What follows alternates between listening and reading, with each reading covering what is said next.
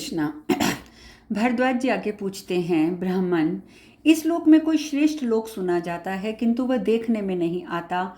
मैं उसे जानना चाहता हूँ, आप उसे बताने की कृपा करें। भृगु जी कहते हैं, मुने, उत्तर दिशा में हिमालय के पार्श्व भाग में जो सर्वगुण संपन्न एवं पुण्य प्रदेश है, वहाँ के भूभाग पर श्रेष्ठ लोक बताया जाता है। वह पवित्र, कल्याणकारी और कमनीय लोक है। वहाँ पाप से रहित, पवित्र, अत्यंत निर्मल, लोभ और मोह से शून्य और सब प्रकार के उपद्रवों से रहित मानव निवास करते हैं। वह देश स्वर्ग के तुल्य है। वहाँ सभी शुभ गुणों की स्थिति बताई जाती है। वहाँ समय पर ही मृत्यु होती है। रोग व्याधि किसी को स्पर्श नहीं करते हैं। वहाँ किसी के मन में पराई स्त्री के प्रति लोभ नहीं होता। सब लोग अपनी ही स्त्री से अनुरक्त रहते हैं। वहाँ के निवासी धन के लिए दूसरे का वध नहीं करते, किसी को बंधन में नहीं डालते, उन्हें कभी महान विस्मय नहीं होता। अधर्म का तो वहाँ नाम भी नहीं है। वहाँ किसी के मन में संदेह नहीं पैदा होता है। वहाँ किए हुए कर्म का फल प्रत्यक्ष उपलब्ध होता है। उस लोक में कुछ बड़े बड़े महलों में रहते हैं, कुछ अच्छे आसनों पर बैठते हैं, उत्तम उत्तम वस्तुएं खाते हैं, समस्त कामनाओं से संपन्न स्वर्ण में आभूषणों से विभूषित होते हैं, और कुछ लोगों को प्राण धारण मात्र के लिए भोजन प्राप्त होता है। कुछ लोग बड़े परिश्रम से तपोमय जीवन व्यतीत करते हुए प्राण धारण करते हैं। इस मनुष्य में कुछ लोग मनुष्य धर्मपरायण होते हैं, कुछ बड़ी भारी ठग भी निकलते हैं, इसीलिए कोई सुखी और कोई दुखी होते हैं, कुछ धनवान और कुछ निर्धन होते हैं। इहलोक में श्रम, भय, मोह, तीव्र भूख का कष्ट होता है। मनुष्य में धन का लोभ विशेष होता है, वह दूसरे देश हो जाते हैं। इस देश में तो धर्म अधर्म करने वाले मनुष्यों के विषय में नाना प्रकार की बातें सुनी जाती हैं। इस लोक में पुण्य और पाप कर्म के संबंध में नाना प्रकार के विचार होते हैं। पूर्व काल में यही प्रजापति, देवता और ऋषियों ने यज्ञ और अभीष्ट तपस्या करके पवित्र हो ब्रह्मलोक को प्राप्त किया था। पृथ्वी का उत्तर भाग सबसे अधिक पवित्र और मंगलमय है। इस लोक में जो पुण्यात्मा मनुष्य हैं, वे ही मृत्यु के पश्चात उस भूभाग में जन्म लेते हैं। दूसरे लोग जो यहाँ पाप कर्म करते हैं, वे पशु पक्षियों की योनि में जन्म ग्रहण करते हैं, और दूसरे कितने ही आयु क्षय होने पर नष्ट हो जाते हैं, पाताल में चले जाते हैं। जो लोभ और मोह से युक्त हो एक दूसरे को खा जाने के लिए उद्यत रहते हैं, वे भी इसी लोक में आवागमन करते हैं, उत्तर दिशा के उत्कृष्ट लोक में नहीं जाने पाते हैं। जो मन और इंद्रियों को संयम में रखकर ब्रह्मचर्य का पालन करते हुए गुरुजनों की उपासना करते हैं, वे मनीषी पुरुष सभी लोगों के मार्ग में जानते हैं। इस प्रकार मैंने यहाँ ब्रह्मा जी के द्वारा निर्मित इस धर्म का संक्षेप वर्णन किया है। जो लोक में करने और ना करने योग्य है, धर्म और अधर्म को जानता है, वही बुद्धिमान है। भीष्म जी आगे कहते हैं, भृगु जी के इस प्रकार कहने पर परम धर्मात्मा प्रतापी भारद्वाज ने आश्चर्यचकित होकर उनकी पूजा की। उत्तर की दिशा में बने हुए उस प्रदेश के बारे में जानकर वह बहुत आश्चर्यचकित हो गए थे। परम बुद्धिमान नरेश, इस प्रकार मैंने तुम्हें जगत की उत्पत्ति के संबंध में सारी बातें बताई हैं। अब और क्या सुनना चाहते हो? इस प्रकार श्री महाभारत शांति पर्व के अंतर्गत मोक्ष धर्म पर्व में भृगु भारद्वाज संवाद 192वां अध्याय पूर्ण हुआ। यहाँ एक चीज और मैं बताना चाहूंगी। आचार्य नीलकंठ ने उत्तरे हिमत्व पार्श्वे इत्यादि लेकर इस अध्याय के अंत तक के श्लोकों का आध्यात्मिक अर्थ किया है। वे परलोक या उत्कृष्ट लोक का अर्थ परमात्मा मानते हैं, और इसी दृष्टि से उन्होंने श्रुति और युक्ति का आश्रय लेकर पूरे प्रकरण की संगति भी लगाई है। युधिष्ठिर महाराज ने कहा, पितामह, आपने काल, मृत्यु, यम, इक्ष्वाकु, ब्राह्मण आदि बहुत सी चर्चाएं की हैं, पहले भी चर्चा की है, अतः अब उसे बताने की कृपा करें। भीष्म जी कहते हैं, युधिष्ठिर, इस प्रसंग में उस प्राचीन इतिहास का उदाहरण दिया करते हैं जिसमें राजा इक्ष्वाकु, सूर्यपुत्र यम, ब्राह्मण, काल और मृत्यु के वृतांत का उल्लेख है। कहते हैं कि हिमालय पर्वत के निकटवर्ती पहाड़ियों पर एक महायशस्वी धर्मात्मा ब्राह्मण रहता था, जो वेद के 6 अंगों का ज्ञाता, परम बुद्धिमान और जप में तत्पर रहने वाला था। वह पिपलाद का पुत्र था और कौशिक वंश में उसका जन्म हुआ था। वेद के 6 अंगों का विज्ञान उसे प्रत्यक्ष हो गया था, अतः वह वेदों का पारंगत विद्वान था। वह अर्थ ज्ञान पूर्वक संहिता का जप करता हुआ इंद्रियों को संयम में रखकर तपस्या करने लगा। नियम पूर्वक जप तप करते हुए उसे 1000 वर्ष व्यतीत हो गए। कहते हैं उसके उस जप से प्रसन्न होकर देवी सावित्री ने उसे प्रत्यक्ष दर्शन दिया और कहा, मैं तुझ पर प्रसन्न हूँ। ब्राह्मण अपने जपनीय वेद संहिता के गात्र्य मंत्र की आवृत्ति कर रहा था, इसीलिए सावित्री देवी के आने पर भी वह चुपचाप बैठा ही रहा, उनसे कुछ न बोला। देवी सावित्री की उस पर कृपा हो गई थी, अतः वह उसके उस समय के व्यवहार से भी प्रसन्न हुई। वेद माता ने ब्राह्मण के उस नियम अनुकूल जप की मन ही मन प्रशंसा की। जब जब जब समाप्त हो गया तब धर्मात्मा ब्राह्मण ने उठकर देवी सावित्री के चरणों में मस्तक रखकर साष्टांग प्रणाम किया और कहा, देवी, आज मेरा अहोभाग्य है कि आपने प्रसन्न होकर मुझे दर्शन दिया। यदि वास्तव में आप मुझ पर संतुष्ट हैं तो कृपया ऐसी कृपा कीजिए जिससे मेरा मन जप में लगा रहे। सावित्री ने कहा, ब्रह्मऋषि, तुम क्या चाहते हो? कौन सी वस्तु तुम्हें अभीष्ट है, बताओ, मैं तुम्हारा मनोरथ पूर्ण करूंगी। जप करने वालों में श्रेष्ठ ब्राह्मण, तुम अपनी अभिलाषा बताओ। सावित्री देवी के ऐसा कहने पर धर्मात्मा ब्राह्मण बोला, शुभे, इस मंत्र के जप में मेरी यह इच्छा बराबर बढ़ती रहे कि मेरे मन की एकाग्रता भी प्रतिदिन बढ़े।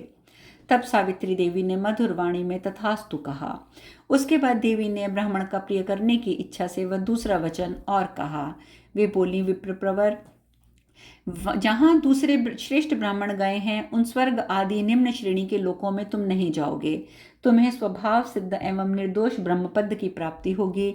तुमने मुझसे जो ये प्रार्थना की है वह पूरी होगी। मैं उसे पूर्ण करने की चेष्टा करूंगी। तुम नियम पूर्वक एकाग्रचित होकर जप करो। धर्म स्वयं तुम्हारी सेवा में उपस्थित होगा। काल, मृत्यु और यम भी तुम्हारे निकट पधारेंगे। तुम्हारा उन सब के साथ वहां धर्मानुकूल वाद विवाद भी होगा। भीष्म जी कहते हैं, राजन, ऐसा कहकर भगवती सरस्वती देवी अपने धाम चली गईं और ब्राह्मण भी दिव्य 100 वर्षों तक पूर्वत जप में संलग्न रहा। वह सदा मन और इंद्रियों को संयम रखता था, क्रोध को जीत चुका था, अपनी की हुई प्रतिज्ञा का सच्चाई के साथ पालन करता था, किसी में दोष नहीं देखता था। बुद्धिमान ब्राह्मण ये नियम पूर्ण होने पर साक्षात भगवान धर्म उस समय उस पर प्रसन्न हुए और उन्होंने उसे प्रत्यक्ष दर्शन दिए।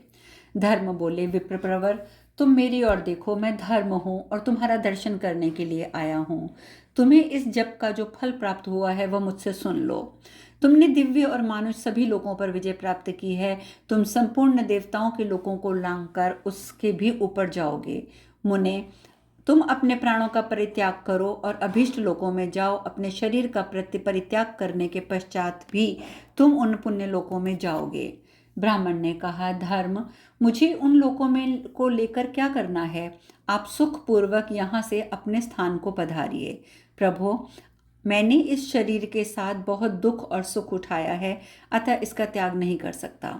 धर्म बोले, निष्पाप मुनिश्रेष्ठ, शरीर तो तुम्हें अवश्य त्यागना पड़ेगा। अब स्वर्ग लोक पर आरूढ़ हो जाओ, अथवा तुम्हारी क्या रुचि है ये बताओ। ब्राह्मण ने कहा, प्रभो, मैं इस शरीर के बिना स्वर्ग लोक में निवास करना नहीं चाहता, अतः धर्मदेव आप यहाँ से जाइए। इस शरीर को छोड़कर स्वर्ग लोक में जाने के लिए मेरे मन में तनिक भी उत्साह नहीं है। धर्म बोले, मुने, शरीर में मन को आसक्त रखना ठीक नहीं है। तुम देह त्याग कर सुखी हो जाओ। उन रजोगुण रहित निर्मल लोकों में जाओ, जहां जाकर तुम्हें शोक नहीं करना पड़ेगा। ब्राह्मण ने कहा, महाभाग, मैं तो जप में ही सुख मानता हूँ। मुझे सनातन लोकों को क्या करना है?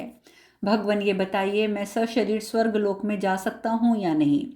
धर्म बोले, ब्राह्मण, यदि तुम शरीर छोड़ना नहीं चाहते हो तो देखो, ये काल, मृत्यु और यम तुम्हारे पास आ गए हैं। भीष्म ने कहा, राजन, तदंतर वैवस्वत, यम, काल और मृत्यु तीनों उस महाभाग ब्राह्मण के पास जाकर इस प्रकार बोले। यम ने कहा, ब्राह्मण, तुम्हारे द्वारा भली भांति की हुई इस तपस्या तथा शुभ आचरणों का भी तुम्हें उत्तम फल प्राप्त हुआ है। मैं यमराज हूँ, मैं तुमसे स्वयं बात कहता हूँ। काल ने कहा, विप्रवर, तुम्हारे इस जप का यथा योग्य सर्वोत्तम फल प्राप्त हुआ है, अतः अब तुम्हारे लिए स्वर्ग लोक में जाने का समय आ गया है। यही सूचित करने के लिए मैं साक्षात काल तुम्हारे पास आया हूँ। मृत्यु ने भी कहा, ब्राह्मण, मुझे मृत्यु समझो, मैं स्वयं ही शरीर धारण करके यहाँ आई हूँ। विप्रवर, मैं काल से प्रेरित होकर आज तुम्हें यहाँ से ले जाने के लिए उपस्थित हुई हूँ। ब्राह्मण ने कहा, सूर्यपुत्र यम, महामना काल, मृत्यु और धर्म, इन सब का स्वागत है। बताइए, मैं आप लोगों का कौन सा कार्य करूं? भीष्म जी कहते हैं, राजन, वहां उन सब का समागम होने पर ब्राह्मण ने उनके लिए अर्घ्य और पाद्य लेकर बड़ी प्रसन्नता से कहा, देवताओं, मैं अपनी शक्ति के अनुसार आप लोगों की क्या सेवा करूं। इसी समय तीर्थ यात्रा के लिए आए हुए राजा इक्ष्वाकु भी उस स्थान पर आ पहुंचे। वहां वे सब लोग एकत्र थे। नृपश्रेष्ठ राज ऋषि इक्ष्वाकु ने उन सबको प्रणाम करके उनकी पूजा की और कुशल समाचार पूछा। ब्राह्मण ने भी राजा को अर्घ्यपाद और आसन देकर कुशल मंगल पूछा और इस प्रकार कहा, महाराज, आपका स्वागत है। आपकी जो जो इच्छा हो उसे यहाँ बताइए। मैं अपनी शक्ति के अनुसार आपकी क्या सेवा करूं, मुझे बताएं। राजा ने कहा, विप्रवर, मैं क्षत्रिय राजा हूं और 6 कर्मों में स्थित रहने वाले, और आप 6 कर्मों में स्थित रहने वाले ब्राह्मण। अतः मैं आपको कुछ धन देना चाहता हूं। आप प्रसिद्ध धनरत्न मुझसे मांगिए।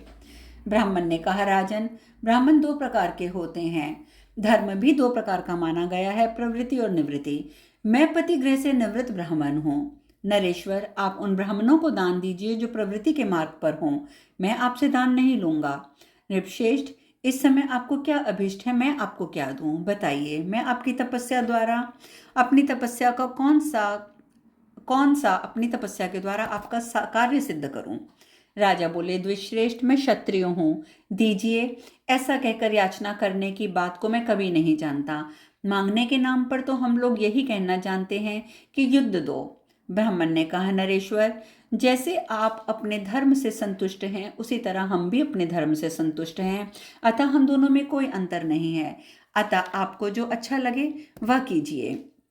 राजा ने कहा, ब्राह्मण, आपने मुझसे पहले कहा कि मैं अपनी शक्ति के अनुसार दान दूंगा, तो मैं आपसे यही मांगता हूं कि आप अपने जप का फल मुझे दे दीजिए। ब्राह्मण ने कहा, राजन, आप तो बहुत बड़बड़ कर बातें बना रहे थे। मेरी वाणी सदा युद्ध की याचना करती है, तब आप मेरे भी साथ युद्ध की याचना क्यों नहीं कर रहे हैं। राजा ने कहा, विप्रवर, ब्राह्मणों की वाणी ही वज्र के समान प्रभाव डालने वाली होती है और क्षत्रिय बाहुबल से जीवन निर्वाह करने वाले होते हैं। अतः आपके साथ मेरा ये तीव्र वाग युद्ध उपस्थित हुआ है। ब्राह्मण ने कहा, राजेंद्र, मेरी वही प्रतिज्ञा इस समय भी है। मैं अपनी शक्ति के अनुसार आपको क्या दूं, बोलिए, विलंब ना कीजिए। राजा ने कहा, मुने, यदि आप देना ही चाहते हैं तो मुझे 100 वर्षों तक जप करके आपने जिस फल को प्राप्त किया है वह मुझे दे दीजिए। ब्राह्मण ने कहा, राजन, मैंने जो जप किया है उसका उत्तम फल आप ग्रहण करें। मेरे जप का आधा फल तो आप बिना विचार के ही प्राप्त करें, अथवा यदि आप मेरे द्वारा किए हुए जप का सारा फल लेना चाहते हैं तो अवश्य अपनी इच्छा के अनुसार वह भी प्राप्त कर लें।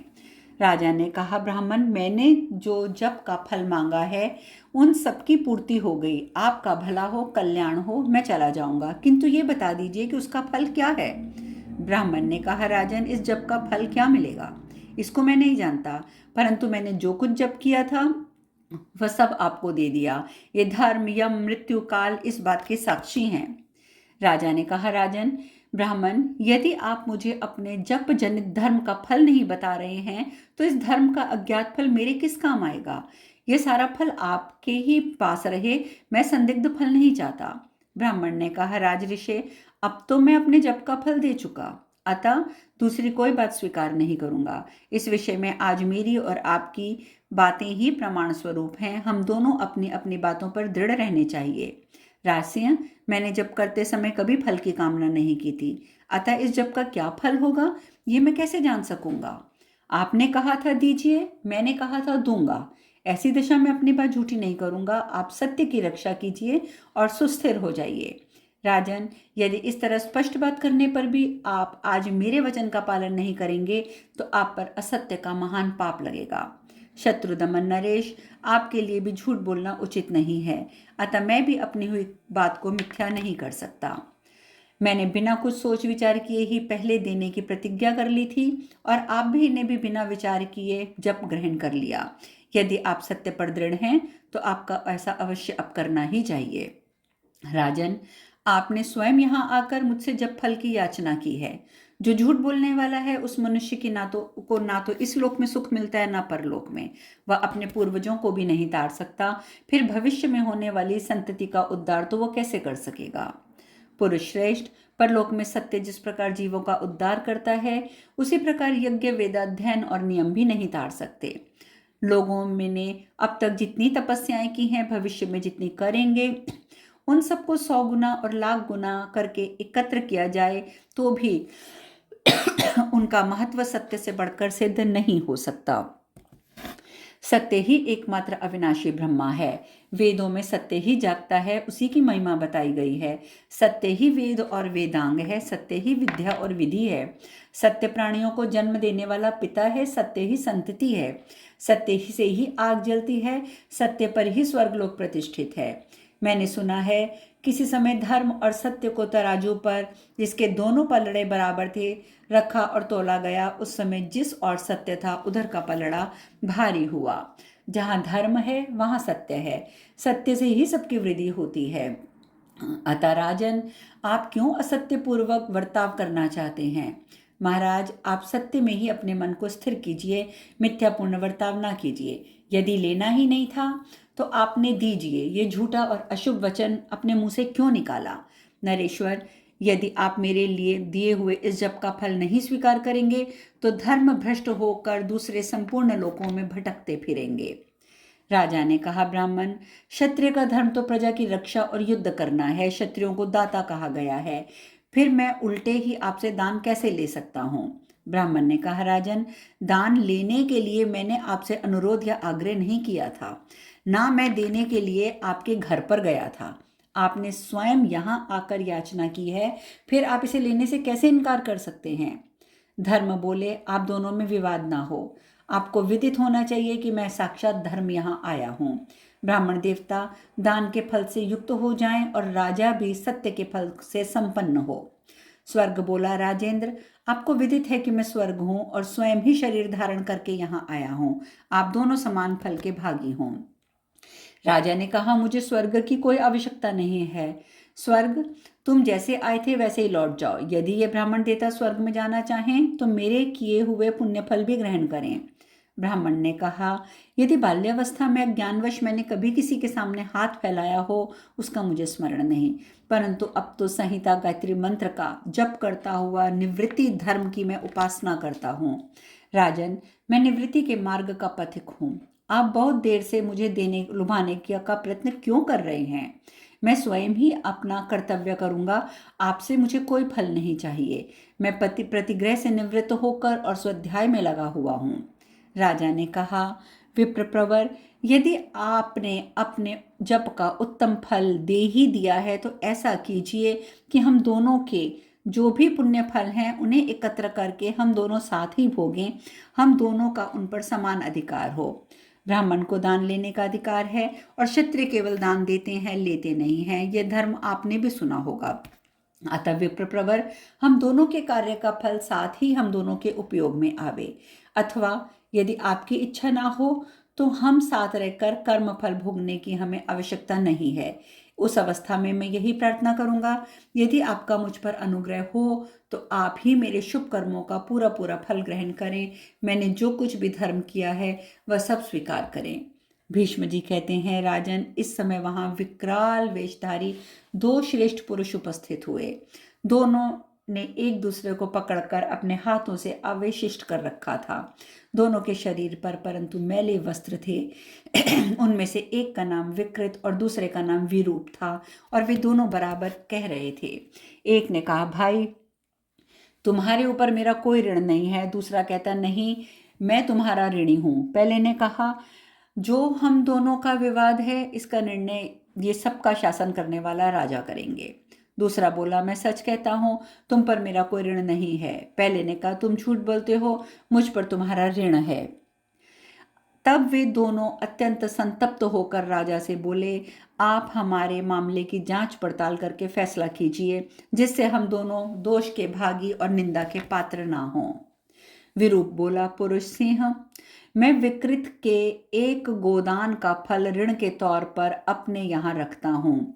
पृथ्वीपति, उस ऋण को आज मैं दे रहा हूँ, परंतु ये विकृत ले नहीं रहा है। और विकृत ने कहा, नरेश्वर, इस विरूप पर मेरा कोई ऋण नहीं है। ये आपसे झूठ बोलता है। उसकी बात में सत्यता का आभास मात्र है सिर्फ। यह सुनकर राजा बोले, विरूप, तुम्हारे ऊपर विकृत का कौन सा ऋण है बताओ, मैं सुनकर ही निर्णय करूंगा, मेरे मन में ऐसा निश्चय है। अब शेष कथा कल। हरे कृष्णा।